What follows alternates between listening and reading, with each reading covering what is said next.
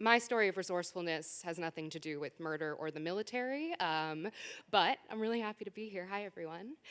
All right, so since my 15th birthday, I've had 6 surgeries, all of them from the knees downward. And a doctor once formally diagnosed me with bad luck, which didn't know was a medical condition, but I also tore both my ACLs this year, so he might have been onto something. Ooh, the sighs of sadness.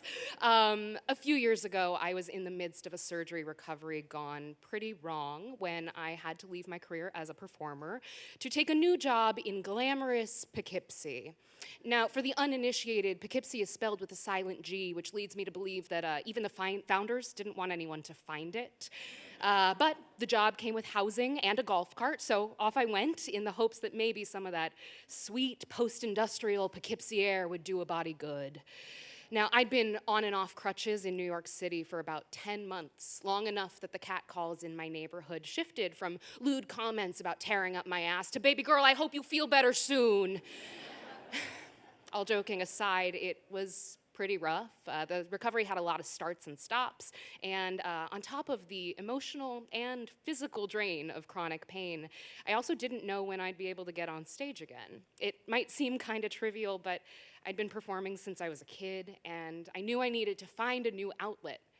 And then I realized I used to stand across the table from people and charm strangers in auditions all day. I could do the same thing on a date. So I realized it was pretty much the same skill, right? You know, charming strangers, why not apply it? I may not have been able to walk more than 3 blocks, but I could sit with 3 strangers a week over a glass of wine and ask to elevate my swollen foot on their laps. I may not have been able to spend the same hours in dance class perfecting my footwork, but I could perfect the use of my hands for things like swiping and other stuff.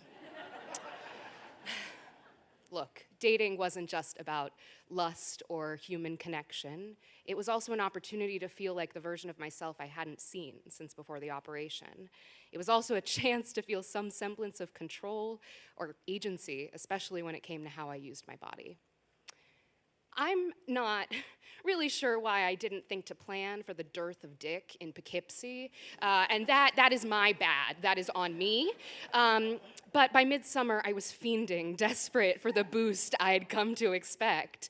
Late one night, left to my own devices, I went to my office to pore over the list of independent contractors coming to town, believing now that my employer was importing them for my benefit. I looked at every name on the list, cross-referenced with Instagram to see relationship status and style. Then, of course, Google and old Facebook pages to see levels of interest and see if they shared any, and then cross-reference with the dates that they'd be in town. Now, at about 15 stalks in, I find Mark, and he seems promising, but I'll have to work quickly because he's only in town for 4 days starting tomorrow. I steel myself for an expedited yet very casual charm offensive. Day 1 goes by, and I don't see him. On day 2, I catch him out of the corner of my eye at a company barbecue, and he's wearing a scarf in the middle of a 90-degree day, which is a character flaw no amount of Instagram stalking can prepare you for. But he is the option, so I sidle up to him in line for hot dogs, and I catch his interest, and I squeeze in a quick flirt, and for the first time in weeks, I feel a little bit more like myself.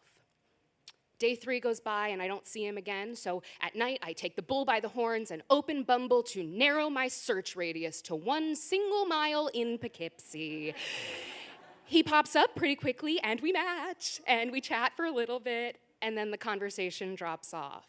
Now, in another year, I'd like to think I would have let it go. I'm aware this doesn't really reflect that great on me, but I can't handle another disappointment. On his last night on the contract, I go to the only bar in town and wait for his eventual arrival. Now, this bar has mirrors everywhere, like above the bar, below the bar, side of the bar. There's like 1 tile in the corner that's made of mirror. And so when I see Mark walk in the rearview mirror above the bar, he's also wearing another scarf in July. How many did he pack for a 4-day trip? He doesn't come up to say hello, even though I know he sees me too. The remaining shreds of my dignity won't let me turn around and say hi. And it feels like a middle school dance, you know, like the person who cares more loses, and every single one of you knows who cares more, right? Oh, we wait until an hour goes by, and I head to the bathroom, and lo and behold, he joins me in line, just like our meet cute 48 hours before. And after that, it's a wrap. He dotes on me and my bum foot. We make out on my golf cart, which is a fun new twist. And when we go back to my place, it doesn't actually matter that he's bad in bed. I got what I needed, and hey, screw that doctor. I got lucky.